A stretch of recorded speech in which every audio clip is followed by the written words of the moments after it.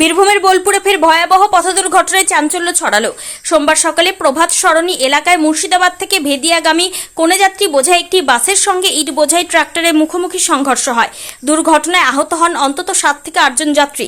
স্থানীয় সূত্রে জানা গিয়েছে, সকাল প্রায় 10:30 নাগাদ ঘটনাটি ঘটে। সংঘর্ষের তীব্রতায় বাসটির সামনের অংশ দুমড়ে মুচড়ে যায় এবং সামনের কাচ ভেঙে রাস্তায় ছিটকে পড়ে। দুর্ঘটনার পর এলাকায় আতঙ্ক ছড়িয়ে পড়ে। স্থানীয় বাসিন্দারা দ্রুত উদ্ধার কাজে নামেন। আহতদের উদ্ধার করে বোলপুর মহকুমা হাসপাতালে ভর্তি করা হয়।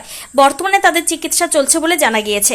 ঘটনার জেরে কিছু সময়ের জন্য প্রভাত সরণি এলাকায় যান চলাচল ব্যাহত হয়। পরে পুলিশ এসে পরিস্থিতি নিয়ন্ত্রণে আনে এবং দুর্ঘটনাগ্রস্ত যান সরিয়ে স্বাভাবিক যান চলাচল শুরু করে। এদিকে স্থানীয় মানুষের অভিযোগ, প্রভাত সরণি রাস্তায় প্রায়ই দুর্ঘটনা ঘটে।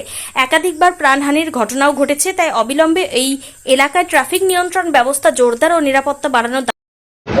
এই দিক থেকে ট্রাক্টর যাচ্ছিল, ওই দিক থেকে বাস আসছিল, দম করে আওয়াজ হলো, বেরিয়ে দেখছি যে ট্রাক্টরের সাথে বাসের ধাক্কা। হ্যাঁ, ইনজোর হয়েছে, ড্রাইভারটা ইনজোর হয়ে ড্রাইভারটা সঙ্গে সঙ্গে পালিয়ে গেছে। উঠেছিল একটা বাস আমাদের, এই বাসটা কোমরপুর থেকে মুসলিমদের একটা কন্যাযাত্রী বোঝাই করে পূর্ব বর্ধমানের কালিদা গ্রামে ভেদিয়ার পাশে নিয়ে যাচ্ছিল।